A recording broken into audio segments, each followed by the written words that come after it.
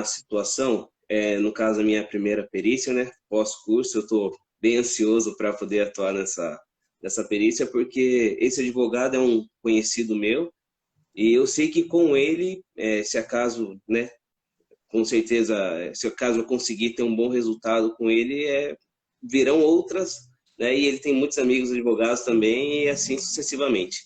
Legal. Enfim, a perícia que eu tenho é com a reclamante, né, eu estou atuando pela reclamante, e ela é enfermeira municipal. Na municipalidade, ela é regida pela CLT. Tá. Então, tá tudo ok em questão de processo de salubridade. Então, ela trabalhava num posto de saúde, que na verdade é assim, nesse local do posto tinha dois atendimentos. Um local que era um centro de epidemiologia, um centro de doenças infecto-contagiosas, e um local que era o posto de saúde comum mesmo. Ela trabalhava nesse centro. Tá. Nesse centro, ela fazia, deixa eu ver aqui, ela fazia coleta de sangue, testes rápidos, curativos, atendimentos comuns e totais para pacientes com doenças infecto-contagiosas, Tá. certo? E ela, nesse posto, todas as outras enfermeiras que trabalhavam com ela recebiam 40% de salubridade. Como ela veio de um outro local e ela foi locada lá por um período de tempo, ela chegou lá com 20% e esse adicional não foi aumentado para ela, nesse período que ela ficou por lá. Então, ela entrou com essa ação durante, acho que é mais ou menos um ano, desse um período que ela trabalhou lá. Foi entre 2018 a 2019. Legal. Beleza. Foi antes da pandemia, então. Foi antes da pandemia. Beleza. Então, ela começou a atuação dela num local de tratamento, né, num ambulatório, uma enfermaria comum, e recebia os 20%. Isso, E aí foi isso. transferida. Esses 20%, tem alguma coisa em convenção coletiva, Giovanni? Olha, professor, eu desconheço de momento dessa informação. Tá. Então seria uma coisa já se verificar o que diz na convenção coletiva da categoria, se tem alguma coisa que fala sobre isso. Isso daí o advogado ele te fornece a convenção coletiva, tá? Sim, Então assim, esse é um primeiro ponto, tá? Avaliar a convenção coletiva. Segundo, então ele trabalhou no local que era grau médio e passou para um lugar onde é um local de tratamento, um centro de tratamento para doenças infecto-contagiosas. isso. Tá? Somente são tratados doentes com doenças infecto-contagiosas. Sim, são. Tá?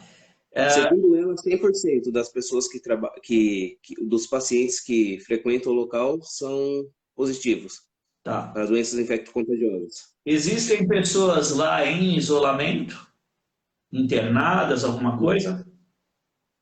Não.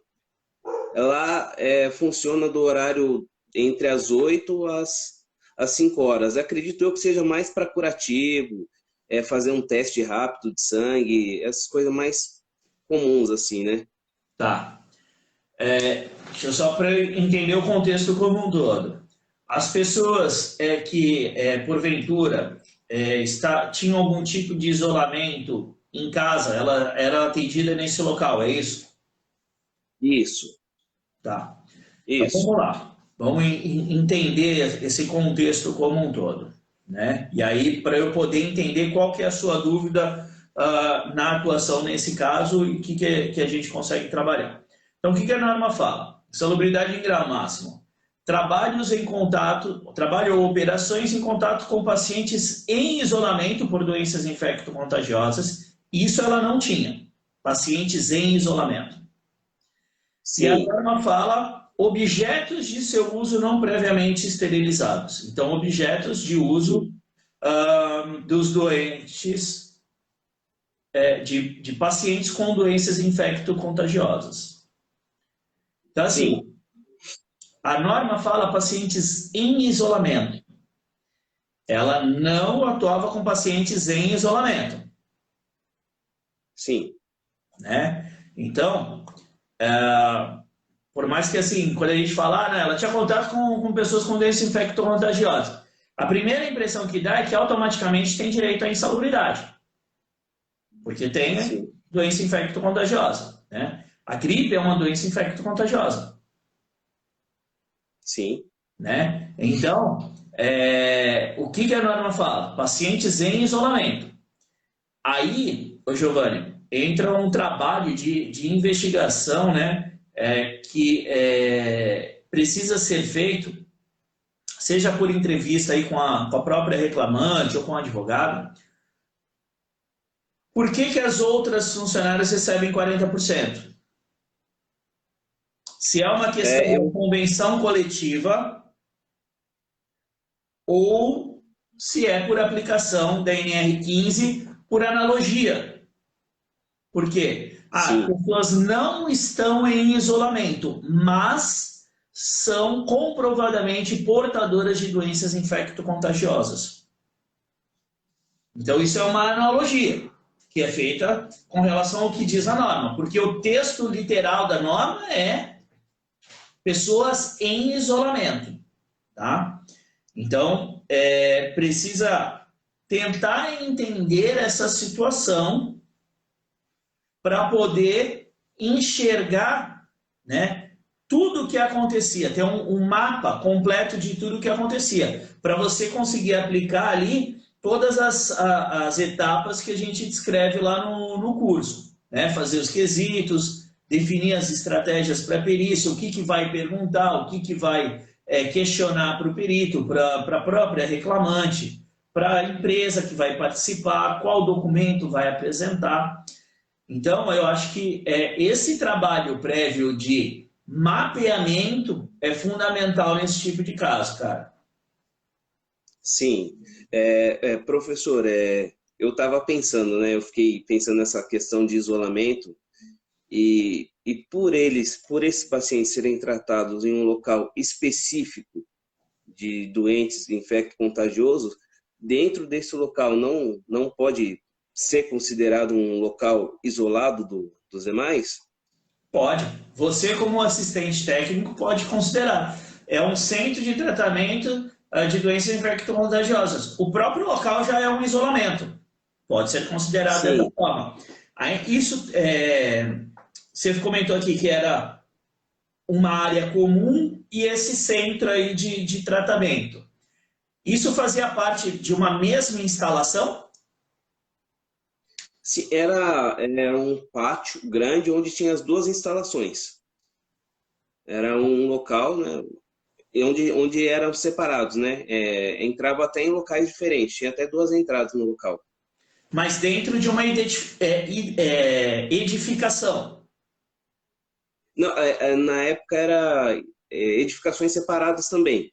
Eram dois locais separados. Hoje sim, hoje foi reformado o local e hoje esse centro entra por uma outra entrada, só que é no mesmo edifício, né? Mas anteriormente não, anteriormente era como se fosse duas casas realmente no mesmo local, assim, dentro da mesma, do mesmo ambiente, só que separados.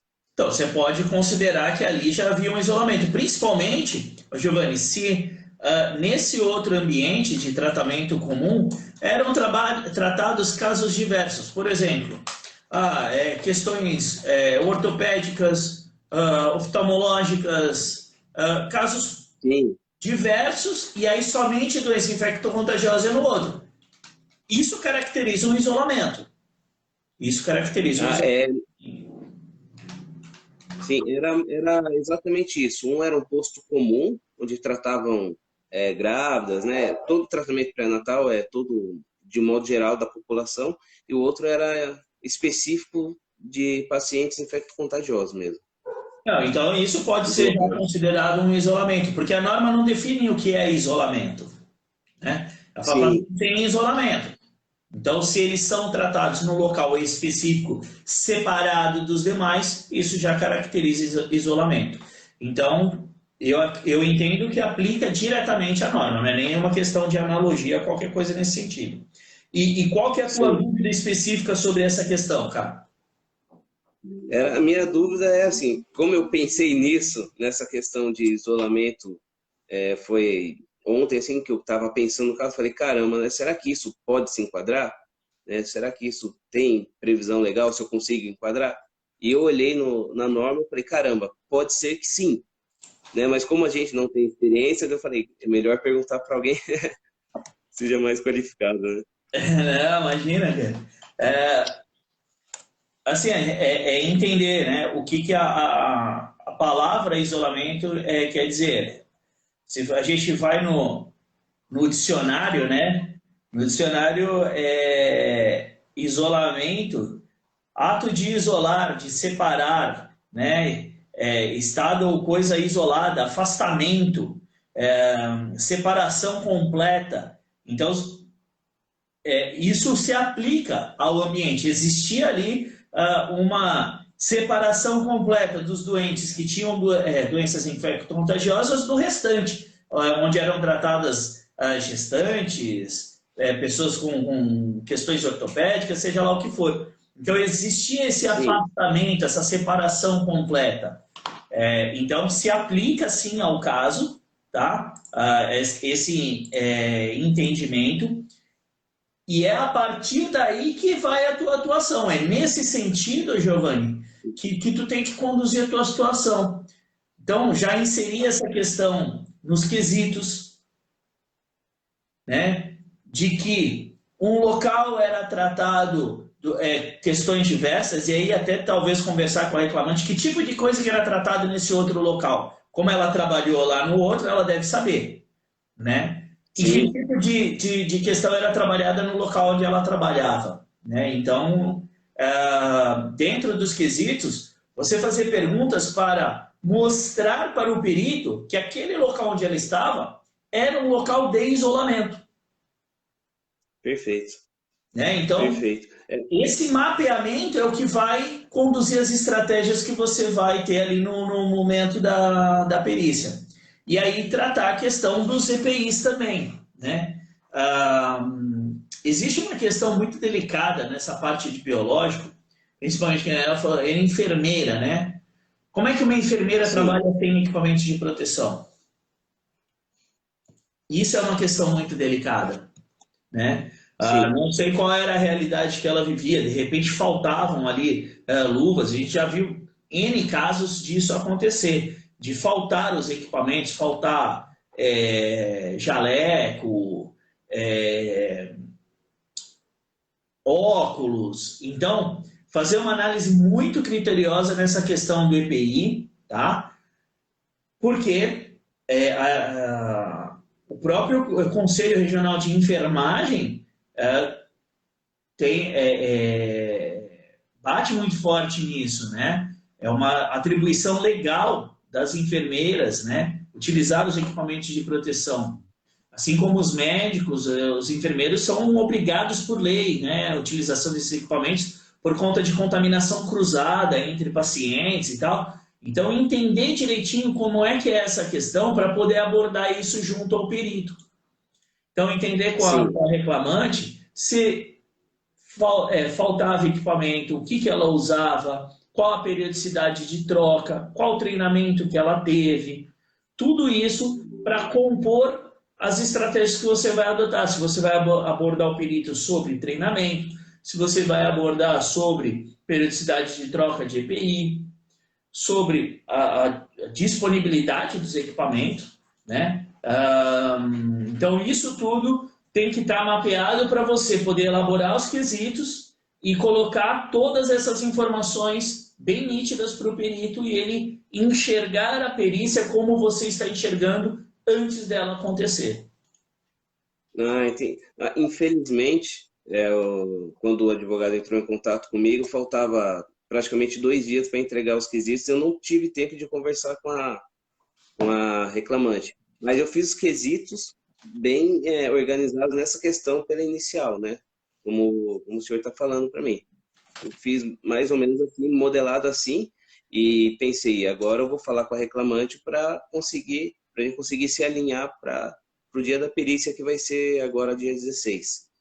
Perfeito, não tem problema nenhum. Aquilo que você não conseguiu inserir nos quesitos antes da perícia, né, nos quesitos regulares, você leva para o momento da perícia, para questioná-la no momento da perícia. Né? Porque o próprio perito vai questionar, fatalmente, fala, vem cá, mas você trabalhava no ambiente desse, você não usava equipamento de proteção? Como é que era isso? E aí você, mapeando isso antes, você pode ajudá-la na fala dela para o perito, de que, olha, eu usava, mas não era sempre que tinha à disposição, a gente não tinha óculos para trocar constantemente, a gente não tinha respirador, o respirador era um a cada 3 dias, um a cada 1 semana, as luvas eram contadas, não tinha a troca, às vezes rasgava, tinha que usar uma luva que já não estava ok, não tinha avental. Então, sim, isso tudo você vai ajudá-la a conduzir a fala dela para o perito, para mostrar para o perito a realidade que ela vivia. Né? Então, esses pontos são fundamentais. E questão de treinamento, porque às vezes o perito não pergunta sobre treinamento. Aí você pode falar, doutor, eu queria falar sobre a questão do treinamento. Você teve treinamento para usar EPI? Qual era a reciclagem desse treinamento? Ah, perfeito. Uma dúvida que eu tinha era se eu realmente se eu poderia fazer perguntas para minha própria reclamante na frente dele. Daí ele poderia falar, está montando a situação. Então, eu fiquei em dúvida se eu poderia falar com ela. Assim. Você não pode falar por ela, Giovanni, mas você pode questioná-la sobre alguma questão ou pedir para ela comentar sobre alguma questão que ela não deixe tão claro para o perito, que ela não deixe tão explícito, ou que ela esqueça. Às vezes a pessoa está nervosa ali na perícia, ela esquece de comentar alguma coisa. Então você está ali justamente para ajudá-la nesse sentido. E aí, Giovanni, o formulário de acompanhamento de perícia que é o maior aliado nessa hora. Por quê? Porque tu leva tudo anotado ali para não esquecer de nada, porque é a tua primeira perícia, é natural que tu também fique um pouco nervoso, né? Então, ter o roteiro para fazer a perícia vai ser, assim, muito útil para que você consiga dar a segurança necessária que a reclamante precisa para expor tudo para o perito, a realidade que ela vivia. Perfeito, perfeito, Wagner, perfeito. Ela, no caso de IPI, ela falava que ela recebia luvas, avental e máscara. Né? Daí eu perguntei sobre qual máscara que ela utilizava, se era PFF2, né? E ela falou que ela não tem certeza qual máscara que ela usava. Daí eu falei, não, tudo bem, então depois a gente conversa melhor. Então. Mas ficou nisso, ela falou que recebia os 3 IPIs. Conversa antes com ela para entender qual era a máscara, né? Muitas vezes o pessoal faz como bico de pato e tal. A Thaís está dando uma dica interessante aqui, mostrar foto para ela, para falar, olha essa, era essa, ou essa, ou essa. Porque pode ser aquela máscara cirúrgica, aquela lá não serve para proteção contra aerodispersóides, né? Tem que ser N95 ou a PFF2. O avental, se era um avental impermeável, né? E o óculos de proteção. Porque a exposição a agente biológico se dá através, principalmente, da projeção de aerodispersóides. Né? A pessoa espirrar ou mesmo falando. Então, o óculos de proteção também é importante aí na questão da neutralização da exposição. A gente viu agora, quando teve a pandemia, né? Quantas pessoas falavam para não coçar os olhos, né? Sempre higienizar as mãos antes de levar a mão à boca ou aos olhos. Por quê? Porque a contaminação pode ocorrer pelas mucosas dos olhos e tudo isso. Então, o óculos de proteção também é um EPI que é necessário para fazer essa neutralização. Perfeito, perfeito, Wagner. Legal? Deu para esclarecer? Deu sim, deu sim. Agora eu vou mais confiante para a perícia. Eu pensei comigo, não tem como eu ir sem eu consultar o Wagner para essa perícia. A gente tá aqui para isso e o nosso grupo lá de acompanhamento e suporte também. Tá lá é para isso mesmo, para ser consultado, para a gente tirar as dúvidas, monta a estratégia, conversa direitinho com ela, né? Traça todas as perguntas que você precisa fazer ou tudo que ela precisa falar para o perito, né? E aquilo que você pode ajudá-la, para que no momento da perícia ali ela consiga falar aquilo que é necessário, aquilo que é verdade, né? A realidade do dia a dia dela, para o perito poder fazer a avaliação correta e você também. Perfeito, perfeito, Wagner. Obrigado. Show de bola, Giovanni. Obrigado, cara. Um grande abraço.